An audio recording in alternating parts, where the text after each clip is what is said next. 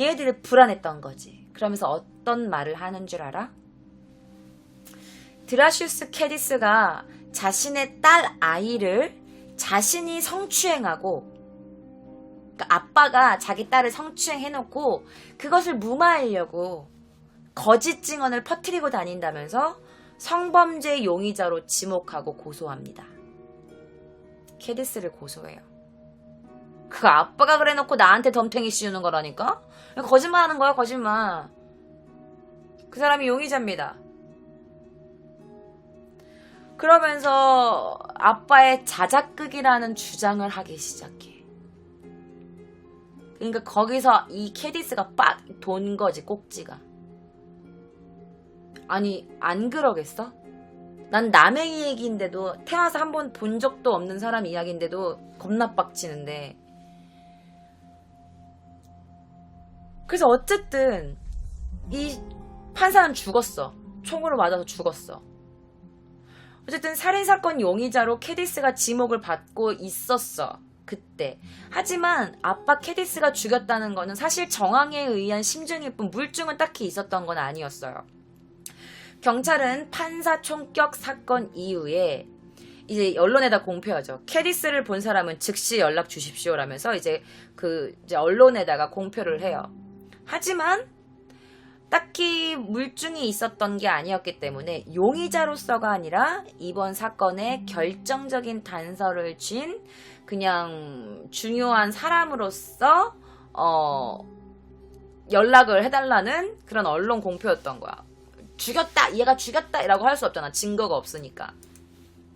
그래서 경찰은 이에 대해서 완전한 범죄를 위한 치밀한 계획을 짠 거다. 이렇게 말을 하는 거야. 경찰은. 치밀한 시나리오야. 캐디스가 복수심에 이런 걸 할 거야. 그러면서 이런 얘기까지 나와. 캐디스가 자기가 한 게 아니면 청부 살인업자를 고용한 거다. 막 이러면서 이런 얘기를 한 거지. 근데 이렇게 캐디스 총살 사건이 있고 난 뒤에 12일 빌 뉴스 폭발 사건이 발생한 거야. 아동 보호구 거기서 폭발 사건이 일어난 거지. 그러면서 이 사건의 용의자로도 캐디스가 지목이 돼요. 아빠가 지목이 된 거야. 그 사건이 굉장히 복잡하고 점점 커지게 된 거지. 그래서 성추행 용의자 중 전 의원 드라슈스 캐디스가 이렇게 말을 하는 거야. 단순히 양육권을 갖기 위해 벌인 쇼예요, 쇼. 캐디스의 쇼입니다. 여러분 속지 마세요. 단순히 자신이 그 양육권을 갖기 위한 보복입니다. 아니, 양육권은 아빠한테 있는데 무슨 소리야. 그래서 이런 자작극이라고 주장을 해요. 그래서 경찰에서는 드라슈스 캐디스가 아빠가 심각한 정신질환을 갖고 있다. 이런 얘기를 하는 거야. 그러니까 모든 경찰, 정부, 검찰이 다 아빠 캐디스가 잘못됐다. 그 사람이 미친 사람이다. 그 사람이 지금 자작극을 하고 있는 거다. 지금 완전 범죄를 노리고 지금 이렇게 쇼를 하고 있다. 막 이러면서 이렇게 언론 플레이를 하기 시작해. 근데 어떻게 보면은 많은 사람들이 아니다 이런 사람들도 있었지만 그럴 수도 있어 라고 하는 게 사실 증거라는 게 유튜브에 올라온 이 딸이 증언한 영상이 밖에 없고 실질적인 증거가 없었어. 그러니까 자신의 딸의 증거밖에 없던 거지. 딸의 증언밖에 없잖아. 4살짜리 딸의 증언. 그러니까 사람들이 진짜 그 사람 미친 거 아니야? 아빠가 진짜 미쳤나봐. 약간 이렇게 생각하는 사람들도 있었대. 이 사건은 사실은 한국의 서프라이즈에서 이 사건을 방영한 적이 있었어. 근데 그때 이 서프라이즈에서 그거 봤는데 이 뭐라고 나오냐면 이 캐디스가 이 여자 친엄마가 정말 자신의 딸을 그렇게 성매매로 이렇게 했는지 궁금해가지고 이걸 알아보기 위해서 캐디스 그 아빠가 자신의 친구한테 부탁하는 거야. 네가 얘한테 좀 접근해서 진짜 이렇게 성매매를 알선 하는지 좀 알아봐봐. 부탁 좀 할게. 그래서 캐디스의 친구가 의도적으로 전처한테 접근시켜요. 얘한테. 이 여자 친엄마한테. 그러니까 이 엄마가 알선을 한 거야. 서프라이즈에서는 그렇게 나왔어. 캐디스의 친구가 그 전처한테 이렇게 말해.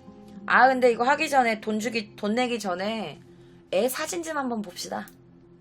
그리고 엄마가 이 사진을 딱 꺼냈는데 자신의 딸의 사진이었던 거야. 그러면서 말하지. 4살이에요.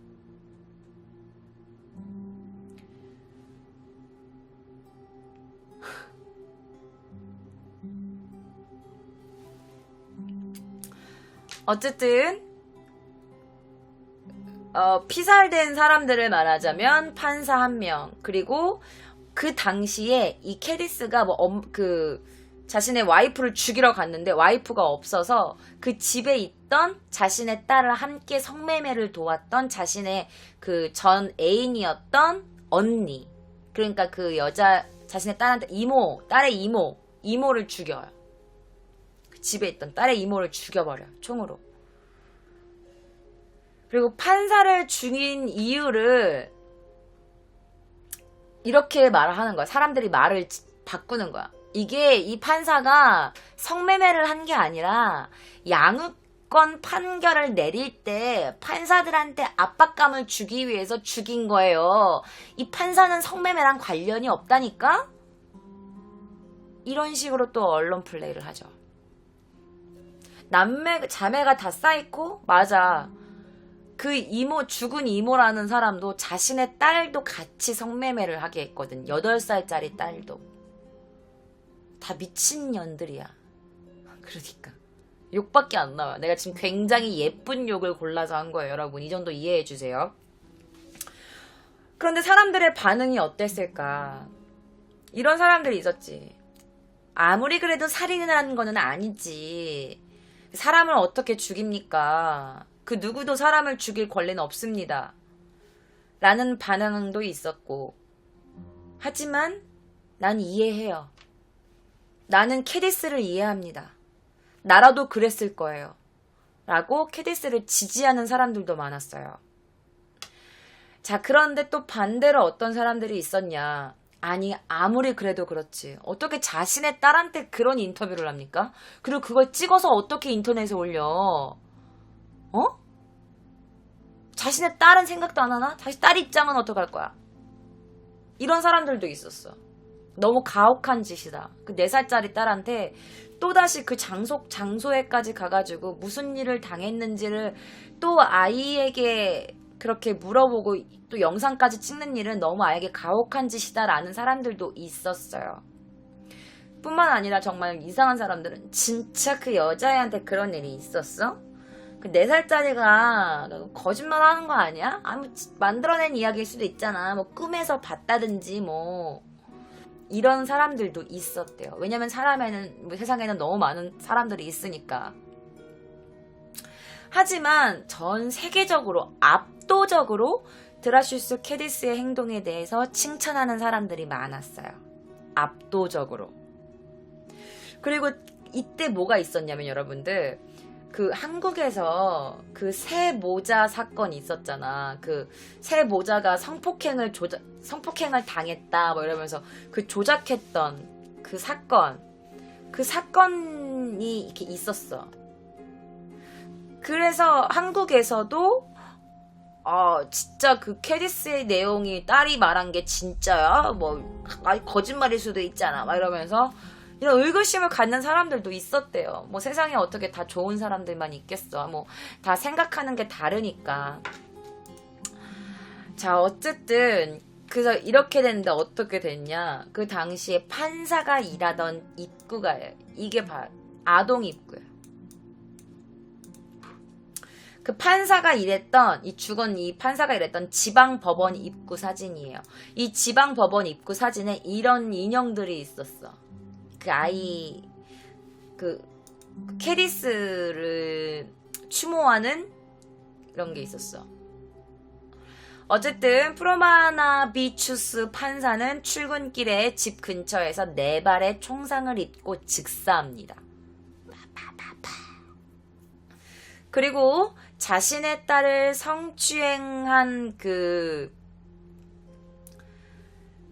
남자들한테 직접 자신의 딸을 데리고 간 그 데이만테의 이모, 그 여자 집에도 가요. 사실은 그 여자를 죽이려고 했던 거는 아니고 이 자신의 와이프를 죽이려고 갔었는데 와이프가 없었기 때문에 그 집에 있던 그 이모를 죽여버려요. 당연히 그래도 죽일 수밖에 없지. 내 딸을 그 남자 새끼들한테 데리고 갔잖아. 그리고 돈을 받았잖아. 그런 여자를 어떻게 살려둘 수 있겠어. 자, 데이만테의 친모는요, 자기 친엄마는 지 목숨은 소중했는지 보복을 두려워한 거야. 그래서 검찰에다가 보호를 요구했어. 내 남편이 죽일 수도 있어요. 그 남자가 나 죽일 수도 있잖아. 나 빨리 보호해줘요. 라면서 보호를 요구해요.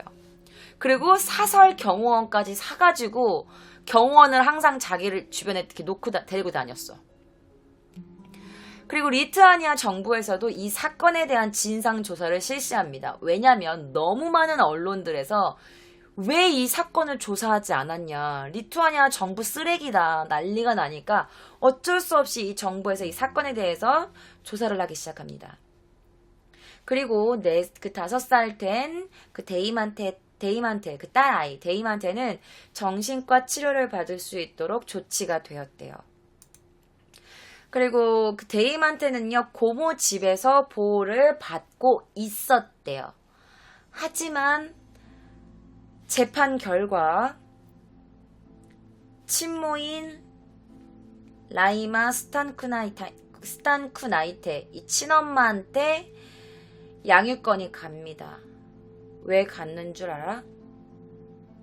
친엄마가 무혐의로 판결이 났기 때문이에요. 무혐의로 판결이 났어요.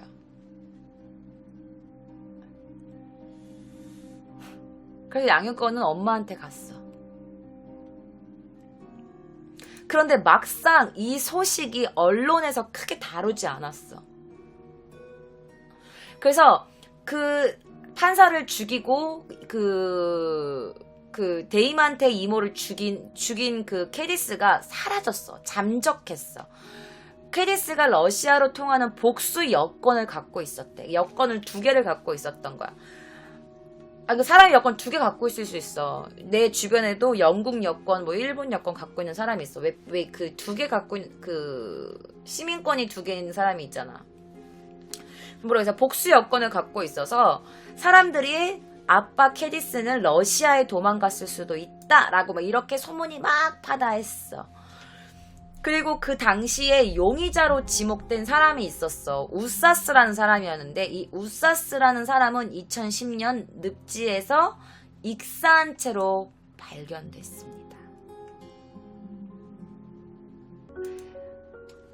당시에 그 우리나라 조두순 그 사건과 맞물려서 어린이 성폭력에 대한 굉장히 공감대가 크기도 했어. 어떻게 어린이 성폭력, 어린 아이를 4살짜리를 어떻게 그럴 수 있냐 막 이랬는데 많은 부모님들과 많은 시민들이 캐디스를 전적으로 지지한다고 말했어. 그 사람들은 죽어도 마땅한 사람이었다. 한 아이의 아버지로서 그 누구도 도와주지 않은 상태에서 충분히 그럴 수 있다. 그래서 그 캐디스를 지지하는 사람들이 많이 생겨났어요. 그리고 되게 영화 한 편을 보는 것 같다. 막 이러면서. 그리고 사건의 전개가 너무 극적인 데다가 그리고 진짜 이런 비슷한 영화가 실제로 많잖아. 제가 아까 처음에 오프닝에 말했던 뭐 테이큰도 아빠가 딸을 위해서 막 죽이고 막 이런 딸을 구하기 위해서 막 이런 내용을 다룬 영화들도 많이 있었잖아. 근데 이런 영화 같은 게 실화니까. 그래서 많은 사람들이 아빠와 딸이 좀 행복하게 살게 됐으면 좋겠다라고 희망을 했죠. 그런데 정작 사건의 열쇠를 쥐고 있는 드라슈스 캐디스는 사건 이후로 종적을 감췄어. 그리고 사건에 어떤 내막이 있는지도 알아낼 수 있는 방법도 없었어요. 그래서 뭐 사람들은 뭐 그가 도피했을 거다, 뭐 러시아에 갔을 거다, 뭐 이런 얘기를 막 하고 있었는데 2010년 4월 28일 캐디스는 그의 고향 근처에서 변사체로 발견됩니다. 바로 한 소아 성애자에 의해서 살해당했다고 나중에 뭐 밝혀졌다고 해요. 자, 드라슈스 캐디스가 고향인 카우나스의 한 인근 인공 호수 근처에서 병사체로 발견돼요. 당시에 호수 주변에서 벌어지고 있었던 대규모 청소 행사가 있었는데 그 대규모 청소 행사에 참가했던 한 참가자에 의해서 우연히 이 변사체가 발견돼요. 그래서 그때 데모 스쿠치 예네와 그리고 이 캐디스의 친척들에 의해서 캐디스의 시체인 걸로 판명이 납니다. 캐디스 어머니의 증언에 따르면 사건 당일까지 캐디스의 심리 상태는요 굉장히 심각했대요. 어느 정도였냐면 딸이 그런 일을 당한 걸 알고 나서 너무 충격이 컸음에다가 거기다가 그 누구도 정말 이 나라가 아무도 자신을 도와주지 않는 거에 대해서 너무 스트레스를 많이 받고 있었대. 그래서 거의 식사를 하지 않았대요. 그리고 이 스트레스가 너무 심하니까 마약까지 사용할 정도로 자신의 아들이 너무너무 힘들어했다라고 말을 했어. 그런데 그랬던 캐디스가 어떤 물증도 어떤 증거도 남기지 않고 그렇게 완전 범죄를 저지른다는 거 말도 안 된다. 그건 불가능하다라고 말했어. 실질적으로 그 판사를 죽였을 때도 캐디스가 죽였다는 증거는 없었어. 아까도 말했잖아. 그리고 그 이모를 죽인 거 있지. 그것도 캐디스가 죽였다고 말할 수 없어. 증거가 없어. 그냥 심증이야. 너무 복수심이 강했으니까. 그래서 엄마는 절대 내 아들이 그럴 리가 없다. 그렇게 완전 범죄를 저지를 만큼 내 아이가 그때 정신적으로 완벽하지 않았다라고 말을 했는데 거의 패닉 상태였으니까 아들이. 그리고 만약에 오케이 그래 내 아들이 그랬다 치자. 그래도 내 아들 본인이 한 게 아니고 아마도 아들이 전문적인 암살자들 그러니까 킬러를 고용하지 않았을까라는 얘기를 했대요.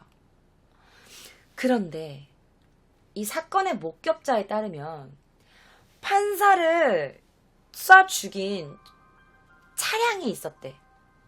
근데 그 차에는 2명이 타고 있었대요. 그리고 2명의 운전자 중 그 운전을 하고 있던 사람이 내려가지고 판사를 쐈대. 그걸 누가 목격한 거야. 그리고 그 용의 차량이 그날 저녁에 또 다른 성추행범 안드류스 우사스 집 근처에서 발견됐대요. 그 용의 차량이.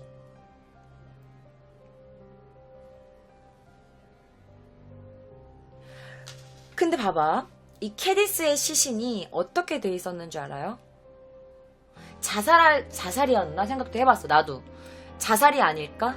혹시 그 살인자 아빠인 게 너무 자책감이 심해서 딸을 그렇게 만든 사람들을 죽이고 자살을 한 게 아닐까라는 생각도 내가 해봤다. 그런데 이 아빠의 시체에서 구타의 흔적이 발견됐어. 구타. 그리고 사인은 구토로 인한 질식사라고 나와요. 캐디스의 데모는요, 이 사건 이후로 어디에서는가 캐디스가 없어진 다음에 신원을 알 수 없는 변사체가 발견되었다는 소식만 들리면 제일 먼저 달려가가지고 혹시 캐디스의 시신이 아닌지 확인을 해왔었대. 그러던 중에 그 청소 그 캠페인을 하고 있던 청소 행사를 하고 있던 한 참가자에 의해서 발견된 이 변사체도 누군지 모르니까 했는데 이때도 이제 이 데모가 제일 먼저 달려가가지고 영안실에 갔는데 캐디스였던 거야. 최초 발견자의 증언에 의하면 이 캐디스의 시체가 엎드려서 누워 있었대요. 엎드려져 있었대. 그리고 온몸이 파랗게 변해 있었대요. 그리고 그가 누워있던 자리 옆에는 담배, 초콜릿, 안경 이런 게 발견되었고, 그리고 실탄을 사용할 수 있도록 개조가 된 가스총 한 자루가 놓여 있었대요. 그리고 그의 얼굴, 눈 주위에는요 피가 낭자했대. 그리고 몸 여러 군데에 구타나 폭력의 흔적도 발견되었대요. 그러니까 누구한테 겁나 맞은 거겠지. 여기 피가 낭자했대잖아, 눈 주위에. 그리고 온몸에 누가 봐도 알 수 있는 구타의 흔적들도 발견됐대. 그런데 사체 발견 이후에 검찰 기자회견에서 캐디스의 사인이 뭐라고 나왔냐면, 주변인들은 당연히 폭행에 의한 어떤 이런 거라고 나왔을 줄 알았는데 질식사라고 발표돼요. 질식사. 그리고 이렇게 말해. 그의 몸에서는 타살을 규정할 만한 그 어떤 단서도 발견되지 않았습니다. 그리고 사망한 그의 혈액에서는 알코올 수치가 높았고 기도에 이물질이 끼어 있었다는 정황을 볼 때 그는 술을 많이 섭취한 후에 구토를 하다가 음식물이 기도에 걸려서 질식사한 것입니다. 라고 발표해요. 그리고 그의 시신 옆에서 발견된 그 권총은요, 사건 당일 두 사람을, 그 판사랑 그 이모를 살해할 때 사용됐던 그 총과 동일한 것이라고 판명돼요. 그런데 이게 가족들이 믿을 수가 있냐 말이지. 그래서 변호사로 일하고 있었던 캐디스의 여동생이 직접 외국에서 직접 초청해요. 한 검시관을. 우리 오빠 이거 질식사 맞냐고. 그런데 이 캐디스의 여동생이 직접 초청했던 그 검시관이 타살이라는 결론을 내려요. 그의 시신에는 타살의 흔적이 여러 군데에서 발견되었습니다. 라고 해요. 그런데 이상하게 그의 가족들은 더 이상 캐디스의 몸을 부검하지 않아. 그리고 그냥 장례를 치르기로 결정해요. 그리고 4월 24일 그는 카우나스 외곽의 가를야바 마을 공동묘지에 안치됩니다. 왜 그랬는지는 모르겠어. 그냥 편하게 보내주고 싶다라는 생각도 있었겠지. 하지만 부검을 하지 않아요. 그리고 보시면 알겠지만 그의 장례식에는 굉장히 많은 조문객들이 와요. 추산 2만 5천 명 정도의 조문객이 왔대요. 그리고 국민들은 그를 영웅으로 추앙하기 시작해요. 그는 영웅이라고. 자, 그의 장례 행렬에는 그의 죽음을 애도하는 수많은 인파가 몰립니다. 내무부 추산 자료에 의하면 한 2만 5천 명 정도의 조문객들이 장례식에 찾아왔고, 그리고 추모객들은 저마다 자가용의 검은 리본을 단 리투아니아 국기를 매달거나 아니면 흰 띠로 장식해서 애도의 분위기를 만들었대요. 그리고 그의 그 시체인데 그의 마지막을 따르는 수만 명의 인파는, 그러니까 아시겠죠? 리투아나 국민들이 그를 얼마나 영웅적으로, 그를 얼마나 이렇게 추앙했는지 아시겠죠? 자, 캐디스의 시신이 발견된 후에 그의 소송 사건에 앞서서 그 도와주었던 친구 있었잖아. 그 절친 알베르타스 질리우스라는 남자가 있었는데, 이 남자가 살인사건이 있기 전에 캐디스와 함께 정체 모를 괴한들에게 폭행당한 적이 있다는 사실을 고백해요. 사실은 캐디스랑 저 살인사건 있기 전에 어떤 모르는 사람들한테 맞았다니까요. 폭행당했어요. 그래서 굉장히 또 충격을 안겨주죠. 근데 캐디스가 죽고 나서 심리적으로 굉장히 이렇게 울분이 막 터졌는지 어쨌는지 모르겠지만 정신적으로 약간 좀 되게 흥분한 상태였대. 그러면서 캐디스의 딸 성추행을 의혹받고 있는 우사스, 그 아까 안 죽인 국회의원 있잖아. 그 국회 우사스를 내가 직접 죽여버릴 거라고. 내가 정말 죽여버리고 싶다고 하면서 이런 말을 한 거야. 그러면서 이 친구는 또 다른 비극이 일어나기 전에 그 새끼를 산채로 묻어버리고 싶어요. 라고 그거를 이제 언론에다가 이렇게 표현을 한 거야. 그런데 사실은 그 발언 그 자체만으로도 징역 2년형을 받을 수 있을 정도로 사실은 굉장히 심각한 거였대. 그런 이렇게 언론에서 그런 말을 한 게 죽일 거야 라고 협박을 한 거잖아. 그래서 즉시 구금 조치가 내려지긴 했지만 나중에 이제 이 캐디스의 친구는 모르겠는데요. 제가 너무 흥분해서 그랬나봐요. 무슨 말인지 저는 기억이 나지 않습니다. 그래서 평소에도 심리 상태가 굉장히 불안정했었대요. 그래서 이것을 이유로 당시에는 석방을 당했다고 합니다. 석방 당했대요. 하지만 캐디스의 죽음에 대한 의혹들이 굉장히 많았어. 첫째, 캐디스는 그동안 어디에 있었던 걸까요? 캐디스는 도대체 어디에 있었던 걸까? 그리고 왜 그는 오랜 잠적 끝에 변사체로 돌아오게 된 걸까? 그치.